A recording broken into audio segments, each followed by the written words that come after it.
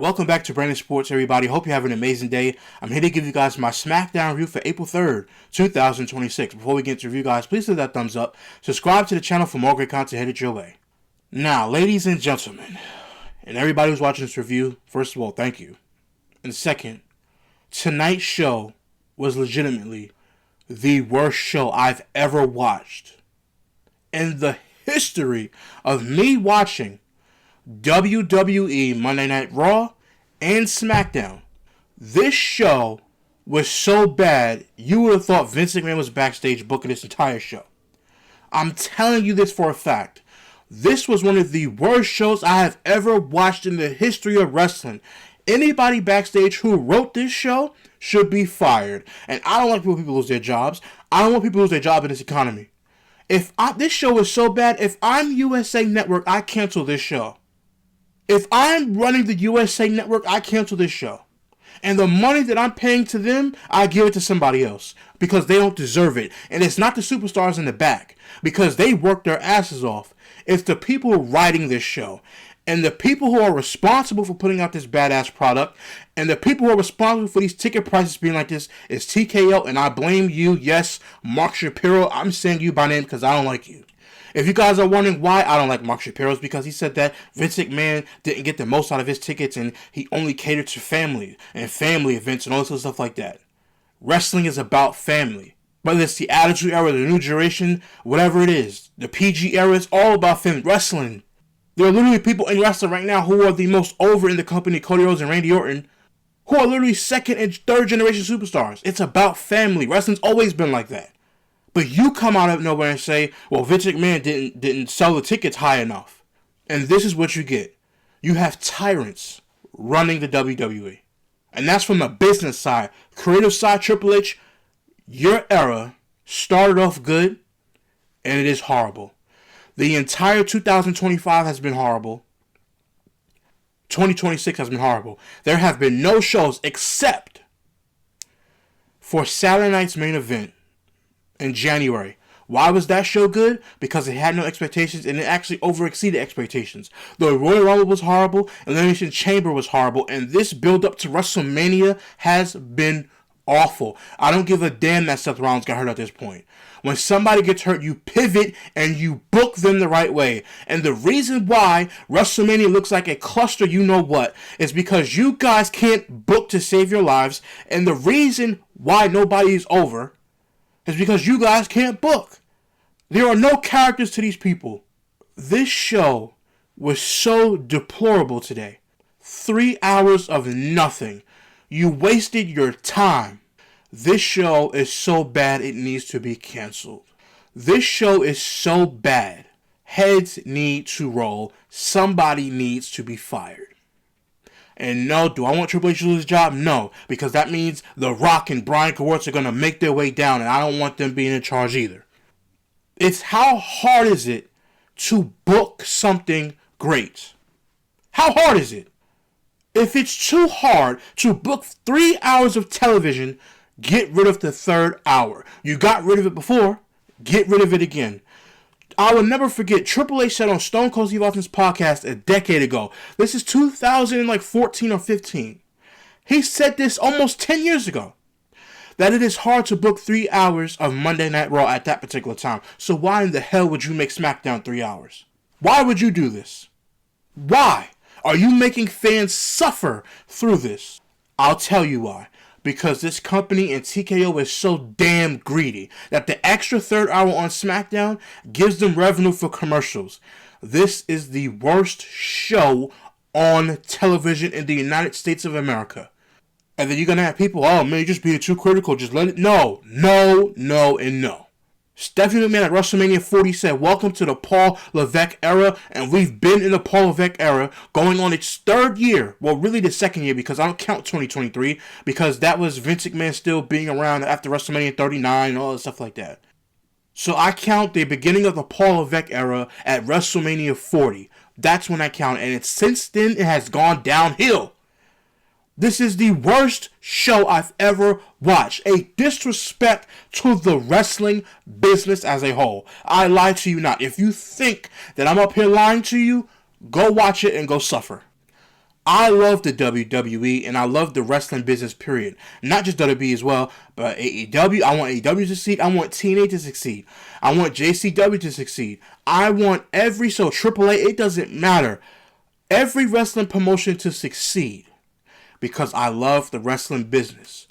And right now, this show, SmackDown and Raw, and this entire WrestleMania season is so bad it makes you not want to be part of wrestling business.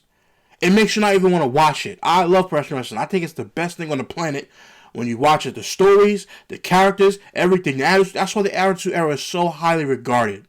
That's what makes the Attitude Era so great because it had so many people. Kane, The Undertaker, the Hardy Boys, the Dudley Boys, Edge and Christian, Triple H, Stone Cold Steve Austin, The Rock, Rob Van Dam, Chris Jericho. Even though people didn't like the Invasion storyline, the Invasion, I know it wasn't Hogan, everybody wasn't there, but the Invasion storyline. I know they didn't have the big hitters, but it was, to me, it was what it was, but still. You had all those guys, Booker T, Mark Henry, everybody. You had so many stars in the company. Too Cool, Rikishi, Scotty 2 Hotty, Grandmaster Sexay. You had so many people in the business that the mid-carders, like Too Cool, for example, Too Cool was so over. Their pops were just as loud as the main guys, as the main event players. You think I'm lying? Go back and watch it. Anytime Too Cool came out with Rikishi and they would start dancing in the ring, the crowd was so loud you would think it was a main event act in the ring, and they weren't even in the main event. This company is destroying the fabric of professional wrestling. I cannot believe what they put on tonight. This show is an embarrassment. And the people who write this show, you're on the clock because you need to be. But let alone, TKO probably wouldn't fire you anyway because as long as you guys are selling tickets, it doesn't matter. And even tonight, they were in St. Louis, Missouri in the Enterprise Center. And the crowd tried their best to be excited for 3 hours. They were still out there cheering. So credit to St. Louis for cheering and actually being a live crowd on a horrible show. This show was putrid. It was disgraceful.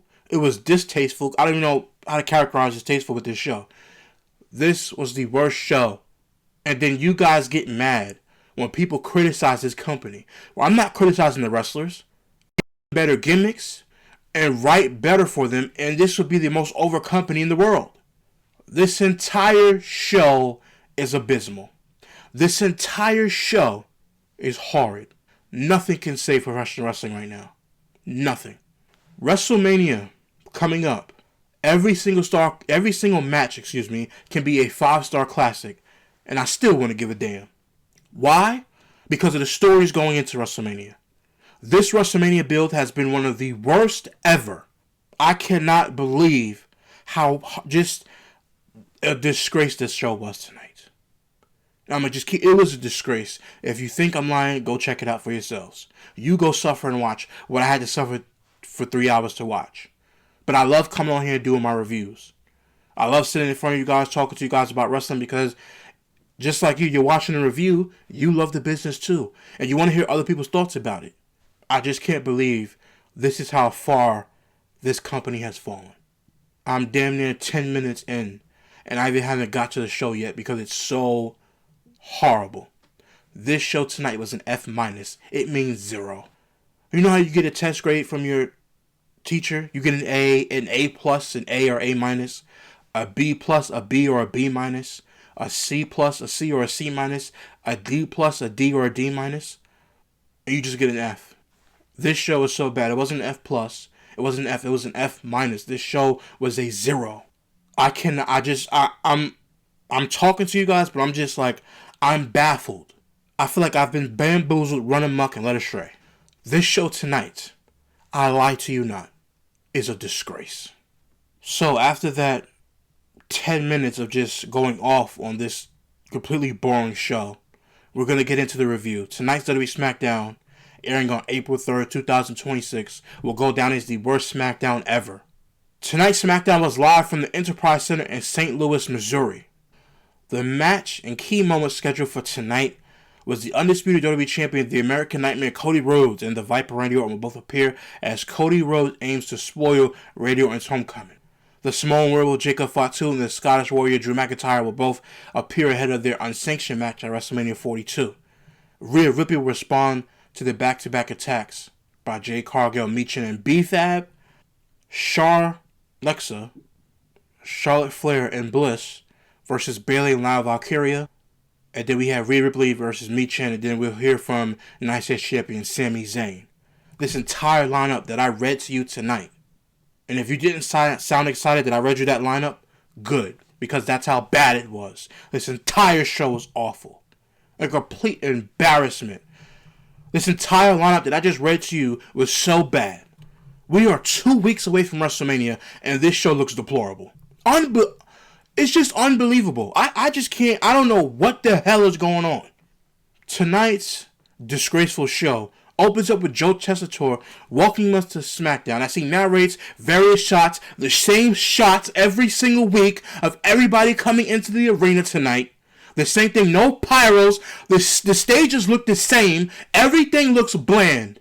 If you're USA Network, okay, Netflix has that set. We want this set. We want pyro. What are they paying for if you're not giving anybody anything? The title belts look the same. The stages look the same. Every single pay-per-view, the stages are the same. No creativity whatsoever when it comes to the production. The same intros every single week. Lee Fitting, you're producing this show and it looks horrible again. What happened to the drone shots when we were coming in? You guys were experimenting on that. We don't even get that anymore. It just went back to being a regular show. An embarrassment. The word of tonight is embarrassment. So we see various shots of Rhea Ripley, Jade Cargill, Michin and B-Fab, Charlotte Flair, Bliss, and a team of Bayley and Lyra, Valkyria arriving to the arena. The same stuff you give us every single week. And I feel bad for the wrestlers who will have to deal with this. I feel bad. But at least they're getting a paycheck, especially in this economy. Can't say the same thing for the people who are writing this show. So Tessitore then lists tonight's attendance for 11,620. I felt sorry for all 11,620 of those people that were in that arena tonight. Tessitore and Wade Barrett did checks in from the commentary desk and talks about WrestleMania being 2 weeks away. They then set up a video package of Raw opening segment between Cody Rhodes and Stephanie McMahon. Why couldn't that segment happen tonight? Oh yeah, because what I'm about to read to you guys is the reason why we didn't get that segment tonight. Instead, we got it on Raw. Even though Cody Rhodes not supposed to be on Raw, he's supposed to be on SmackDown. Randy Orton's music hits. He makes his way down to the ring. Orton then grabs a microphone and starts off by asking St. Louis what do they want to talk about. Orton then says it's no secret that this is his hometown. Orton then says he was raised here from a very young man. He still calls St. Louis his home, and the next time they will see him in this arena, he will have number 15 firmly planted around his waist. Orton then says he is not doing this for them. He points to the crowd, he points to the people. He is doing this for himself and for his family that was sitting in the front row. For his real home, which is not St. Louis. Orton then says it is the 6 people in the front row, as I just said. That is who he's doing it for.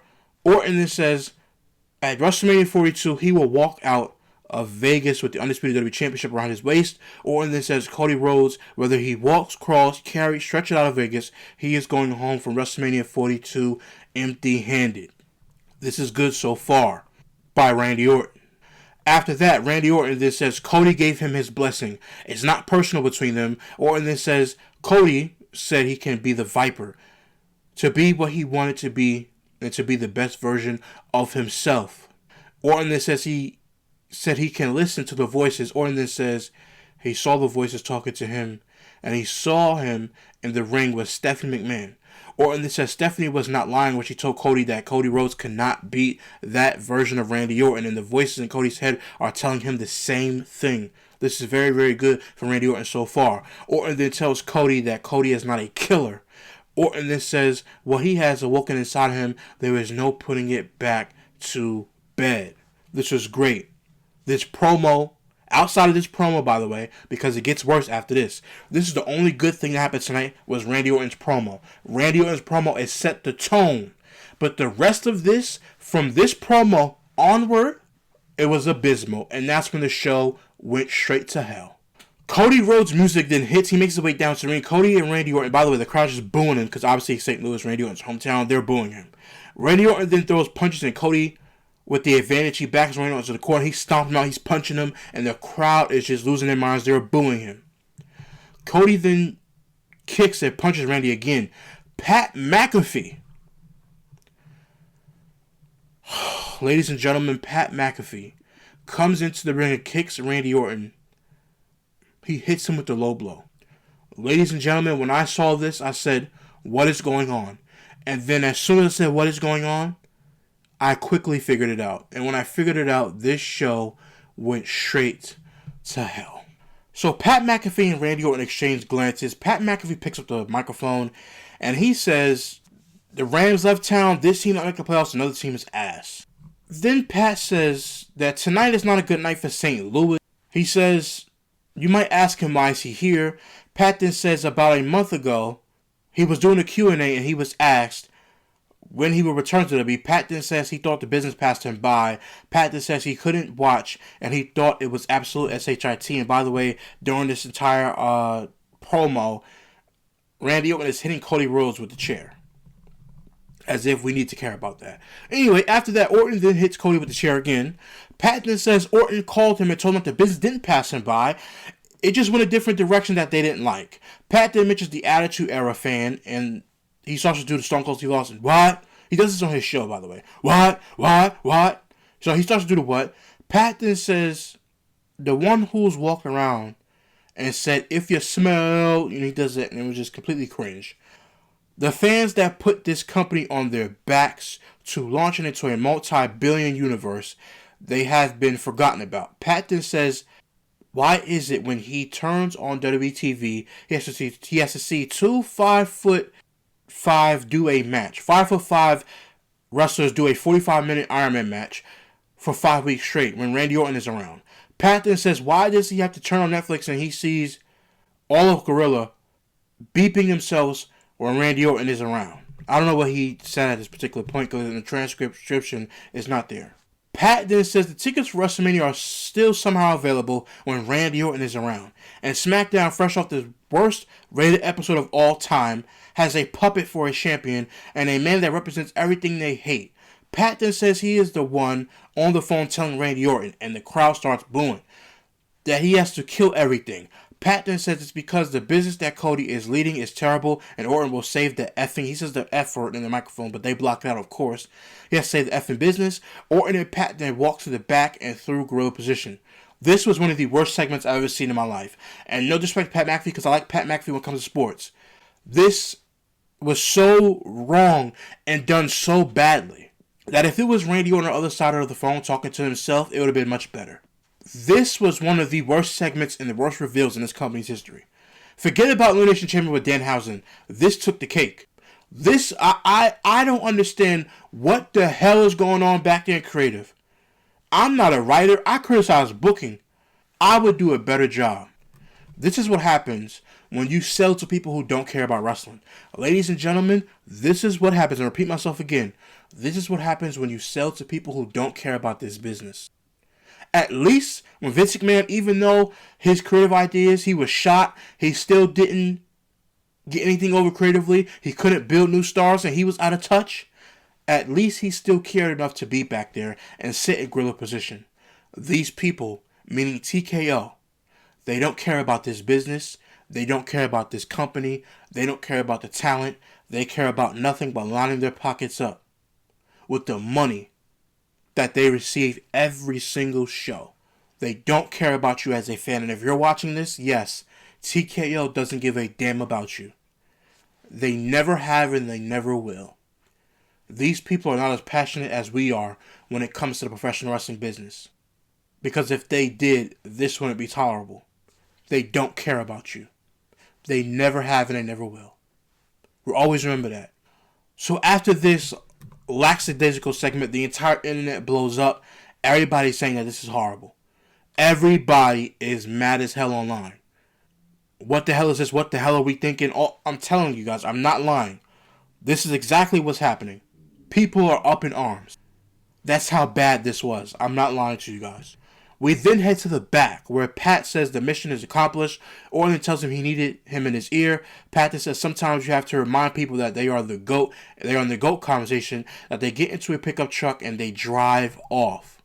One of the worst segments in SmackDown history. I lied to you not.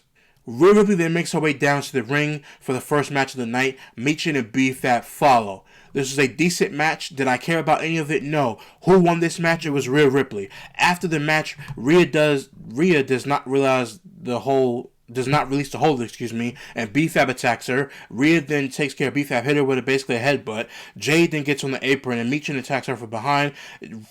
B-Fab then holds Rhea, and Jade hits a back fist. Io Sky music then hits. She's about to basically put her in a Jaded, but Io Sky music then hits. She makes her way down to the ring. Io then hits a move, or whatever move she hit, I don't know, to Michin, and she sends B-Fab foot into Michin. Rhea and Io then hit a stereo drop kicks, and Io then does her ears gimmick. She's that stupid thing that she put in her ear. Well, it's not stupid. I'm just mad right now covering this show. Even though I enjoy doing my reviews, I'm just mad about everything that's going on tonight. So now we get Io Sky on SmackDown. Ladies and gentlemen, if you're watching this right now, up until this point, I said that Io Sky should have been put on SmackDown and she should challenge Julia for the United States Championship at WrestleMania. I said that. Now she's on SmackDown helping Rhea Ripley. So what happens? She goes from, listen to me closely, very closely, because this is important. Io Sky walked into WrestleMania 40 as the WWE Women's Champion. Io Sky at WrestleMania 41 walks in as the Women's World Champion. Now walking into WrestleMania 42, she's Rhea Ripley's sidekick. What the hell is this company doing? They don't even know. And that's what makes it so embarrassing. We then see Matt Cardona in the back. He says he's good to go. Aleister Black and Zelina Vega, who get no reaction at all. Then they show up and Matt tells them they have listened. He then tells Randy went back to the old Randy. Matt then says if you want to take credit for what Randy did, go ahead. But he went to all this for a match tonight. Black says Cardona likes to make bad decisions. Who cares? I told you, by the way. I told everybody. I'm going to repeat this again. I like Matt Cardona. I like Chelsea Green. Shout out Chelsea Green. I think she's amazing. What they're having her do on SmackDown is terrible. But nonetheless, she's an amazing talent. You want to know why Matt Cardona is not over and he doesn't get no reaction? You want to know why? I told you. I'm going to tell you this every single week on my SmackDown review. You want to know why he gets no reaction? I told you guys. They brought him back into the company. They did nothing with him. He'll probably get his United States Championship run in a couple months from now, or maybe later in the year. And that's all they're going to give him. But at least he's getting a paycheck. Him and his wife are getting a nice paycheck, so shout out to them. But other than that, nobody cares about Matt Cardona. And you want to know why? Nobody cares about Matt Cardona, nobody cares about Aleister Black, and nobody cares about Zelina Vega. You want to know why nobody cares about them? Because the company doesn't know how to book them. We then see Solo Sikoa backstage, ask how he could challenge for the lantern. He then says he is not letting it out of his sight. He then says who steps up tonight. Tama Tonga then asks why are we fighting for this lantern? Solo then says he wants to know what Tama said. What did you say? Tama then says the lantern has been nothing but problems for them, especially for Solo. Solo then tells Tama to fight for it tonight. Step up and fight. Tama then says he will handle it and he's going out there alone. Solo then tells Tama to not mess this up. Don't you mess this up. And I'm sitting there saying, Solo Sikoa is too talented to be doing this. I already told you guys how I felt about the MFTs. Solo Sikoa, Tama Tonga, and Tangaloa. Tama Tonga and Tangaloa put them in a tag team division, put Solo Sikoa back in the United States Championship picture, and that's it. No disrespect to Tangaloa, whatever his name is. I call him Hikuleo. Listen, no disrespect to him. They're not going to do anything with him. Pay him and that's it. And the same thing with JC Mateo. It's run its course. Tama Tonga and Tangaloa, and that's it. If you have to put Jacob Fatu back with them, then do that. Because a lot of his steam has gone away. At this point. And he even said himself, his hiatus caused his steam to go down. And that's exactly true. He doesn't get the same crowd reaction at all. Put him back with Solo Sikoa after he faces Drew McIntyre at WrestleMania. Enough of the MFTs and the YS6. Enough of it. I've had enough. Enough! After that abysmal segment that we just got done and me basically ranting about, we then see Io Sky and Rhea Ripley backstage again, and they're back to doing their hugging shenanigans. They're hugging each other as if they're a couple, as if they're dating, as if they're married. They've been doing this cringe stuff nonstop. They separate them, and as soon as they get back together backstage, they're holding each other as if they love each other, as if they're in a romantic relationship. This is why I wanted them to be separated in the beginning. And plus, I wanted Io Sky to challenge for the United States Championship. But that's a whole different thing I said earlier. But we're back to this cringe fest between the both of them.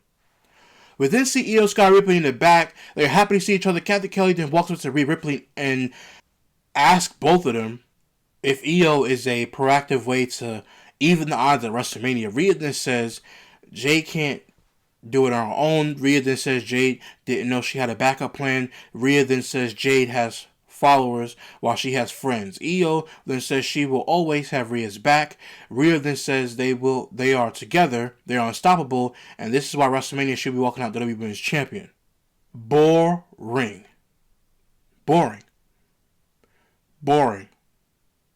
This segment was boring. Ladies and gentlemen, if you missed this show up until this point, besides Randy Orton's opening promo, you missed nothing so far. Tama Tonga then makes his way down to the ring for the next match of the night. Let me spare you guys, and let's just get to the end of it. Solo Sikoa comes out, and he's telling Tama Tonga, I'm here to help you. He's yelling at him to go to the back. Uncle Howdy sets him up for Sister Abigail, and for the win, Uncle Howdy wins after the match. Solo says he's trying to help, and Tama says he doesn't need help. Tama then takes the lantern from Solo and puts it on the mat for Howdy to take. Howdy then gets the lantern, and Tama keeps Solo from basically getting the lantern. Let me just say this. Who cares? After that terrible segment, we then see Kit Wilson and The Miz backstage. They walk into the back. Kit Wilson says he's worried about the curse. Miz says there is no curse. R-Truth says he's talking about the clubhouse. He's talking clubhouse to somebody. He says put it on Nick Aldis, whoever, Adam Pearce credit card, whoever he said. I don't care. After that, the Miz then says Truth doesn't take anything seriously, but things go his way. Miz then says he challenges Truth, and Truth accepts for a tag team title match. Kit then asks if they got a title match, and the Miz says yes. After that, boring ass segment. Again, no respect to R-Truth. But after that boring ass segment, we then get Jacob Fatu. He cuts a promo backstage. It's a backstage vignette, but he's cutting a promo in the vignette.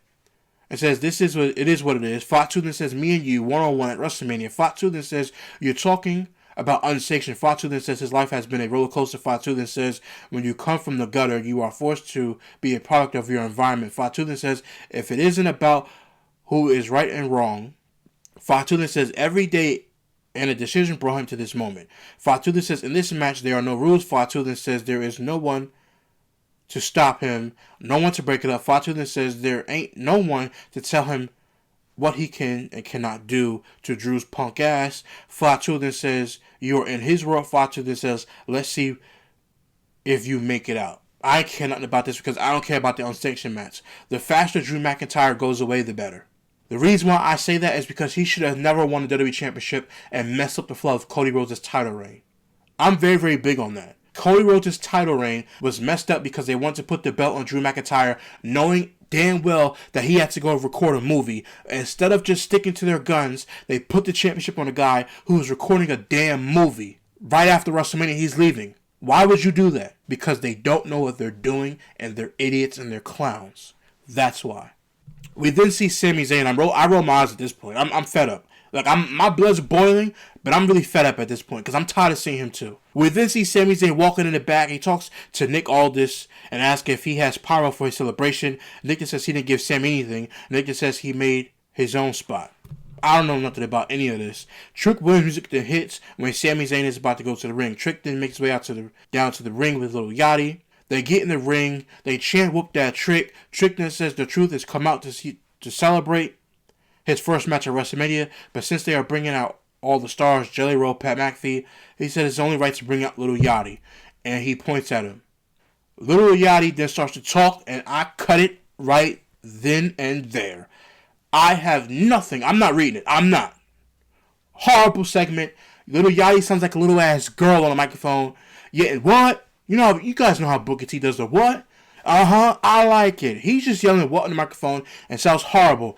By the way, just as an aside, no disrespect to Trick Williams, because you guys know, if you guys been watching my reviews, I love Trick Williams. This wasn't it tonight.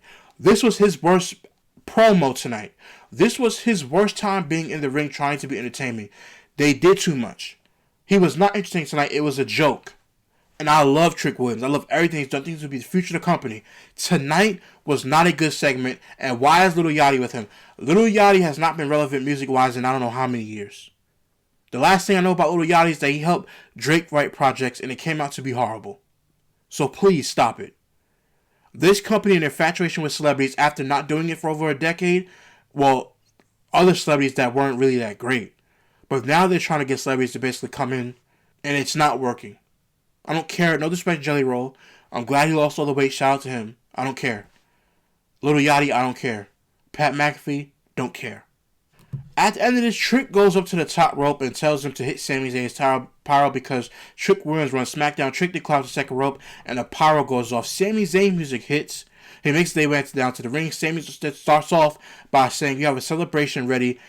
This is all well and good." Sami then says the pageantry has never been his thing. By the way, the crowd is booing him, which rightfully so. Sami says he's a bit more working class. Sami then says he is about what happens when he steps in the ring between those ropes. Sami then says there will be 50,000 seats and they will be pointed at the ring. Sami then says all of the fur coats and rap superstars won't mean anything because you will be in the ring with one of the best. Sami then says he will humble Trick's ass. I care nothing about this. The fans boo and Trick says he thinks Ginger Snap is upset. I don't care nothing about the rest of this. This entire promo is absolutely terrible. Carmelo Hayes came out after this terrible segment, and Carmelo Hayes says that he wanted a rematch, and came out a rematch. Sami Zayn contemplated, and he finally got it back. After that, Sami Zayn closed on Trick Williams over the top rope, and nothing came about it, and that was it. This entire segment was completely awful and a joke. Why was it a joke? Because the people who are backstage writing this don't know how to write, and they give us nothing. That's why. This entire segment was just a damn disgrace. After that, we did see Sol Sikoa again. He asked Tama Tonga, "Why'd you do that?" Tama says he had to. Tama then says that stupid Lana was pulling them apart.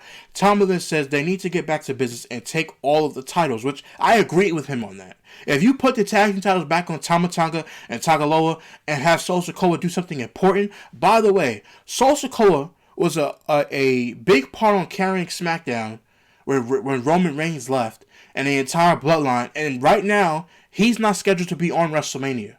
How is that fair to somebody who literally carried WWE programming for damn near a year on SmackDown?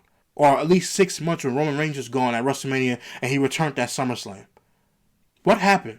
This is how bad the bloodline has fallen down on television? And by the way, this company has never recovered since the bloodline. That's how bad this was. Let's move on. He says, let's get back to the title. Sol then says, Tama is right. Sol then says they are done. Once they're done with the Wyatts, which I'm like, oh my god, why are they not done? So we gotta have one more match between these clowns. Sol then says, ask him if they're good, and Tama says, okay. He basically looks at him and gives him a side eye, which can only mean one thing, that he's basically about to get kicked out. Whatever, who cares? Aleister Black and Selena make their way down to the ring, and next match of the night, Matt Cardona follows. Aleister Black, not Matt Cardona, Aleister Black wins this match. He hits a black mask for the win. Nobody gives a damn about this match. After that, we then see Kathy Kelly with Lyra, Valkyria, and Bayley. By the way, out of all of this, I feel bad for Bayley. Why do I feel bad for Bayley? Because they're treating her as if she's a Mick Carter when she's not. She has one of the worst theme songs in the history of the business, but Bayley is one of the greatest of all time. And they're giving her a lot of crow and she's eating it. I hope Bayley gets another payday somewhere else. I hope she goes to AEW, even though I don't watch AEW, which is not a shot at AEW. I hope she gets a huge payday and just can make all the money in the world and go over there. I hope she gets $1 million, $2, $3, $4 million a year. I love Bayley, and what they're doing in this company is wrong. Why is she teaming up with Lyra Valkyria? What happened to Bayley's storyline? What happened to the storyline of Bayley having a split personality? We just lost that. We lost the entire plot of Bayley. This company is putrid. After that, we see them backstage, and she asks Bayley about getting on the WrestleMania card. Bayley says last year sucked, but she's used to having her back against the wall. She then says Charlotte, Flair, and Bliss are getting a taste of what will happen at WrestleMania. Lyra then says if they went through what her and Bayley went through, they wouldn't be friends. She then says they are doing it for Bayley. After that, we take a look back happened between Brock Lesnar and Oba Femi. After that, we then see R-Truth with Johnny Gargano and Candice LeRae. R-Truth says that he thought Johnny was dead, and Candice tells him he is alive and tomorrow, stand deliver, he is going to win. Then they walk away. Damian Priest shows up. Priest tells R-Truth there are many good tag teams on SmackDown, which he's a damn lie. But he decides to give the opportunity to Kit Wilson and The Miz. R-Truth then says it is easy because Asuka cursed him. Priestess then says Asuka's on Raw. R-Truth asks him who is the little girl running around with the face paint. Priestess says that is Danhausen. R-Truth then says Miz and Wilson challenged him. Priestess asks him that he gave them a chance because Danhausen cursed him, and R-Truth says it was Alaska or Oscar or whatever it was. After that, I ain't care nothing about this. After that, Drew McIntyre then cuts a promo and says Shakespeare couldn't write it better. Drew then says his family was going to see him walk out as champion, and the moment was stolen again. No, the moment was taken away from you because you were going to record a damn movie. Drew then says this time by Jacob Fatu. Drew then says he heard excuses, justification, and lies. Drew then says, you are nothing more than a criminal and a thief. Drew then says he has seen people change, but you are nothing more than a disgusting, dirty convict. Drew then says you are here because of your family, and you are the nepo criminal of your family. That was kind of funny right there. Drew then says next week he will prove that you are guilty as charged.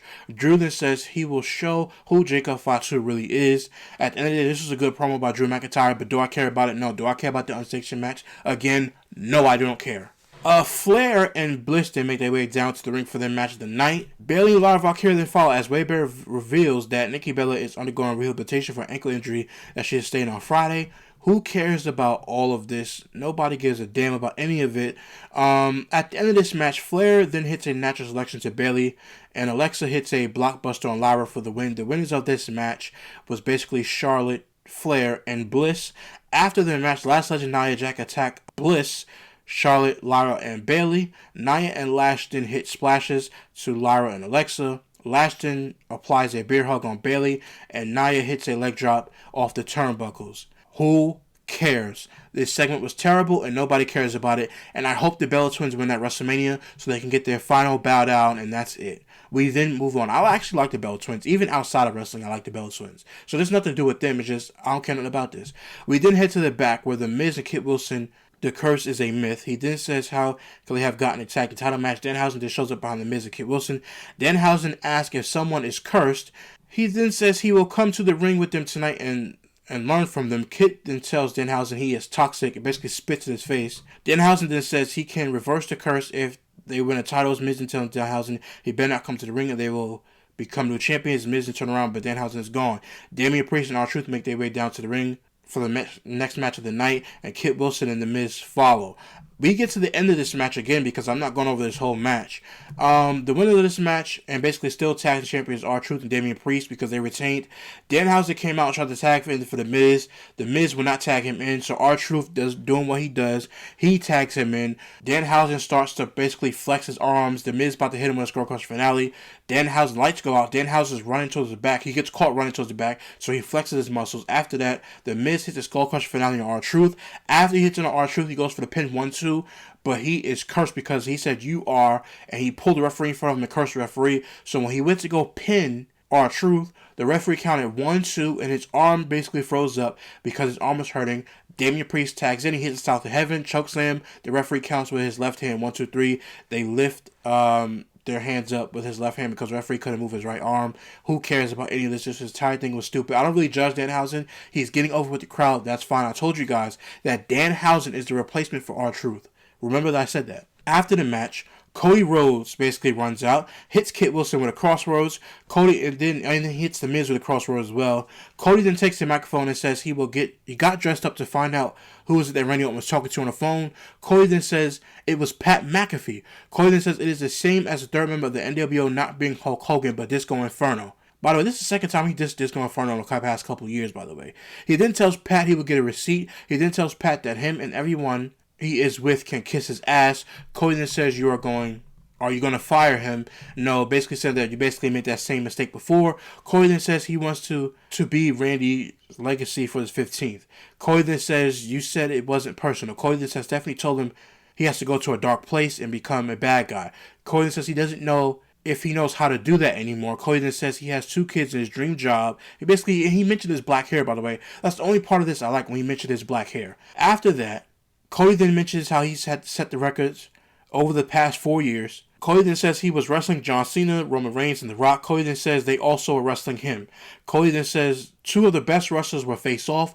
Cody then says he has been hearing those voices in his head. Cody then says you don't want to hear what they have to say. Cody then storms off to the back. This is a great promo, but the St. Louis crowd was booing him, so it didn't really come across as great.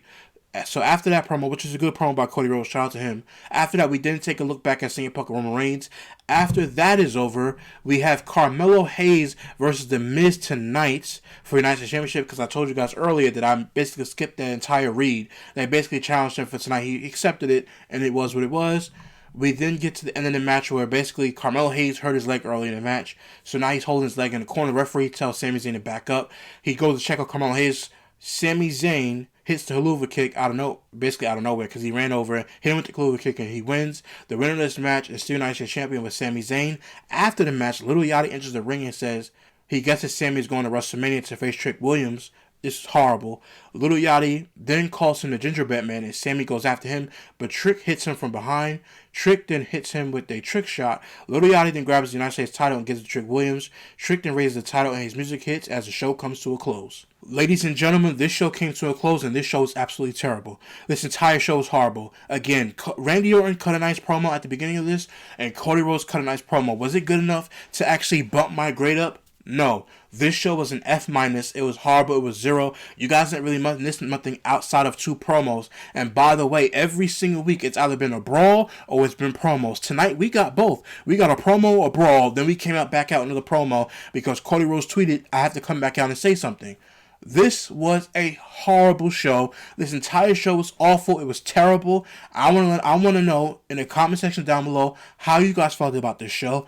What were your likes? What were your dislikes? I bet you guys probably like nothing, because if you were like me and you agree with me on this review, you guys know that this show was horrible too. This show was pathetic, abysmal. I don't understand why. I truly do not understand why.